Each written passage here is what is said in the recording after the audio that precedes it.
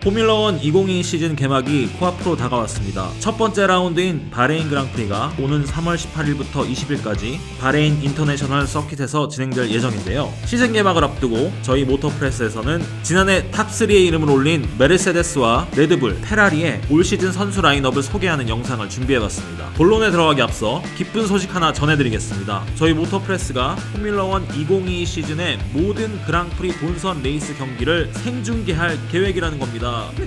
공식 중계는 아니기 때문에 경기 화면을 보여드리지는 못하겠지만 대신 저희의 모습을 보면서 포뮬러1 경기를 즐기실 수 있도록 도와드리겠습니다. 모터스포츠의 불모지로 여겨지던 우리나라에서도 최근 포뮬러1 팬들이 점점 늘어나고 있는 것으로 알고 있는데요. 이번 2022 시즌은 저희 모터프레스와 함께 포뮬러1을 즐기시는 한 해가 되셨으면 좋겠습니다. 첫 번째 팀은 지난해에도 또 컨스트럭터 챔피언에 오르면서 8회 연속 컨스트럭터 챔피언이라는 위협을 달성한 현세대 포뮬러1의 절대 강자 메르세데스 AMG 페트로나스 포뮬러1 팀입니다. 루이스 해밀턴과 조지 러셀이 합을 맞출 예정입니다. 만 37살의 루이스 해밀턴은 포뮬러1의 전설적인 존재 미하엘 슈마허와 동일한 월드 드라이버 챔피언 7회 기록을 가지고 있는 살아있는 전설과도 같은 선수인데요. 지난해 8회 챔피언이라는 대기록 달성에 도전했지만 아쉽게도 마지막 라운드인 아부다비 그랑프리 우승을 놓치면서 다음 기회를 기약하게 됐습니다. 포뮬러1 역사상 유일한 흑인 선수이기도 한 해밀턴은 2007년 만 22살의 나이에 맥라렌 소속으로 포뮬러1에 데뷔를 했고요. 첫 경기인 호주 그랑프리에서 3위로 포디움에 오른 데 이어 해당 시즌을 2위로 마무리, 이듬해 바로 월드 드라이버 챔피언에 오르는 등 시작부터 남다른 재능을 드러냈습니다. 2013년 메르세데스로 이적한 뒤로는 2014년과 2015년 2년 연속 월드 챔피언에 올랐고요. 한 해 쉬고 2017년부터 2020년까지 4년 연속 월드 챔피언에 오르면서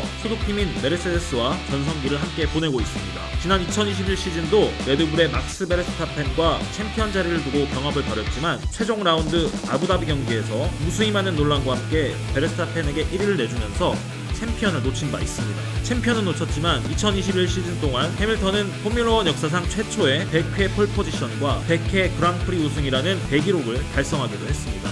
아부다비 그랑프리에서의 판정에 대한 불만으로 은퇴 소문까지 돌았지만 다행히 올해도 메르세데스 유니폼을 입은 해밀턴을 다시 볼 수 있게 됐고요.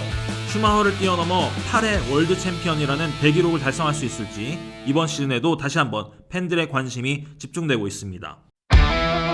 작년까지만 해도 해밀턴과 짝을 이뤄 메르세데스의 선수 라인업을 구성했던 것은 발테리 보타스였는데요. 보타스가 알파로메오로 이적하게 되면서 그 빈자리를 조지 러셀이 채우게 됐습니다. 만 24살, 포뮬러1 데뷔 4년차의 신의 러셀은 메르세데스의 새둥지를 트기 전까지 3년간 윌리엄스 소속이었죠. 데뷔 첫 해는 포인트를 한 점도 가져가지 못했고 이듬해는 3점으로 18위, 작년에는 16점을 획득하며 15위를 기록하는 등 조금씩 향상은 되고 있지만 성적만 놓고 봤을 때는 여전히 하위권을 맴도는 그저 그런 선수처럼 보였을지도 모릅니다. 그럼에도 불구하고 자타공인 포뮬러1 최강팀으로 군림하고 있는 메르세데스가 러셀을 부른 이유가 있었는데요. 그의 엄청난 잠재력을 받기 때문입니다. 러셀의 잠재력을 가장 잘 보여주는 사건은 지난 2020 시즌의 사키르 그랑프리였죠. 당시 코로나 양성 판정을 받은 해밀턴을 대신해 메르세데스의 차를 몰고 그랑프리에 출전한 러셀은 퀄리파잉을 2위로 통과하며 팬들을 놀라게 했고요. 이어진 본선에서는 같은 팀의 발테리 보타스를 제치고 선두를 차지하더니 이후 레이스의 4분의 3이 진행되는 동안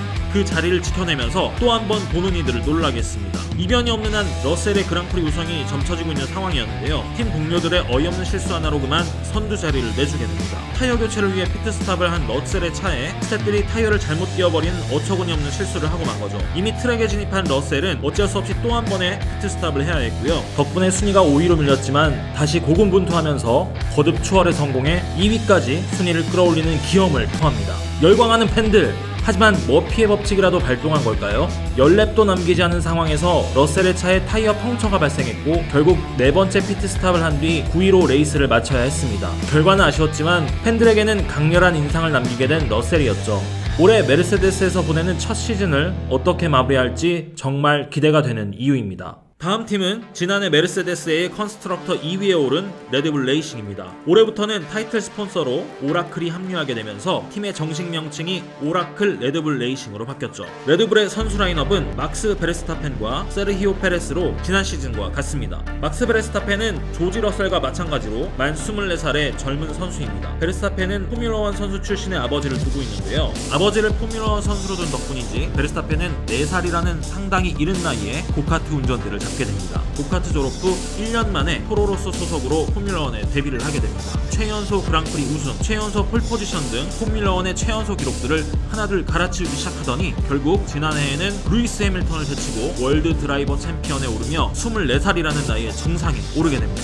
이런 베르스타펜을 놓치기 싫었던 레드불은 당초 2023년까지였던 계약을 2028년까지로 5년이나 연장하게 됩니다. 외신에 따르면 계약 연장과 동시에 베르스타펜의 연봉이 50만 유로, 하나로 약 670억 원에 달하는 수준으로 껑충 뛰어올랐다고 하는데요. 이는 전 세계 스포츠 선수의 몸값 가운데 최고 수준이자 7회 월드 챔피언인 해밀턴과 동급이며 레드불이 베르스타펜이란 선수의 미래에 대해 얼마나 높게 평가하고 있는지 짐작해 볼 수 있는 대목이기도 합니다. 또 한 명의 레드불 선수는 2021 시즌 팀에 합류한 세르히오 페레즈입니다. 체코라는 별명으로 더 유명한 멕시코 출신의 페레즈는 만 32살, 데뷔한 지 12년 차에 접어든 베테랑 선수죠. 사우버, 맥라렌, 포스 인디아 등 다양한 팀에서 뛰었던 경험을 살려 지난해 레드불이 3위인 페라리와 압도적인 점수차로 2위를 차지하는 데 큰 공헌을 했습니다. 특히 마지막 라운드인 아부다비 그랑프리 본선에서는 레이스 중반부에 피트스탑을 마치고 트랙으로 복귀한 해밀턴의 추월을 막아내며 팀 동료인 베르스타펜이 챔피언이 되는데 일조하기도 했습니다. 현재 유일한 멕시코 국적의 포뮬러1 선수인 페레즈는 한때 전세계 최대 부호로 유명했던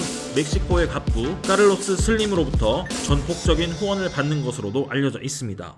이번에는 포뮬러1의 역사를 할 수 있는 팀 스쿠데리아 페라리의 선수들을 소개해드리겠습니다. 네, 포뮬러1 최고의 미남 선수 2명 찰스 르클레어와 카를로스 사인츠입니다. 할리우드 배우 뺨치는 외모의 찰스 르클레어는 러셀 베르스타펜과 함께 차세대 포뮬러1을 이끌 만 24살의 젊은 피입니다. 2018년 자우버 소속으로 포뮬러1에 입성한 르클레어는 데뷔 1년 만에 페라리 드라이버가 되고 싶다는 자신의 꿈을 이루게 됩니다. 페라리 시트를 차지한 2019년 르클레어는 해밀턴, 보타스, 베르스타펜에 이어 4위로 시즌을 마쳤으며 이는 당시 팀메이트이자 4회 월드 챔피언 타이틀의 세바스찬 베텔보다 한 단계 높은 순위였습니다. 얼굴만 잘생긴 게 아니고 실력까지 갖추고 있음을 증명한 르클레어는 단숨에 포뮬러1의 차세대 스타 중 한 명으로 떠오르게 됩니다. 하지만 2019년 페라리가 사용한 파워 유닛에 대한 치팅 의혹이 제기됐고 결국 FIA의 조사 끝에 페라리에게 더 적은 연료를 사용해야 한다는 페널티가 부여됩니다. 덕분에 르클레어와 베텔의 2020 시즌 성적은 각각 8위와 13위로 곤두박질치게 됩니다. 르클레어는 지난해 베텔 대신 팀에 합류해 5위를 기록한 카를로스 사인츠보다도 뒤처진 7위로 시즌을 마친 상태입니다. 이번 시즌을 준비하면서 페라리가 파워 유닛의 성능을 한 차원 업그레이드한 것으로 알려졌는데요. 르클레어가 원래의 기량을 회복할 수 있을지 관심이 집중되고 있습니다.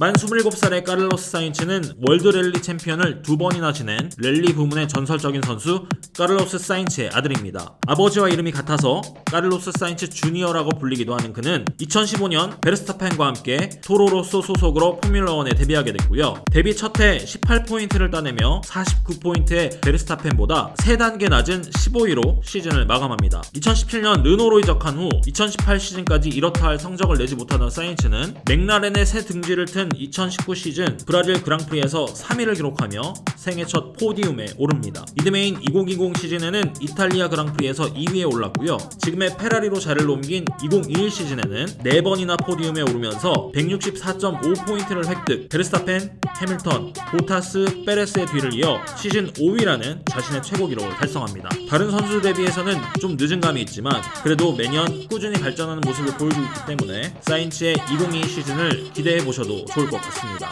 지금까지 작년 시즌 탑3 메르세데스와 레드불, 페라리의 2022 시즌 선수들을 소개해드렸는데요. 저희는 한국 시간으로 3월 20일 밤 12시 바레인 그랑프리 본선 경기 생중계를 통해 여러분께 다시 한번 인사드리도록 하겠습니다. 올 시즌 그랑프리 본선 경기 생중계를 놓치기 싫으신 분들은 저희 모터프레스 채널 구독하시는 거 잊지 마시기 바랍니다. 지금까지 모터프레스의 김일건이었습니다.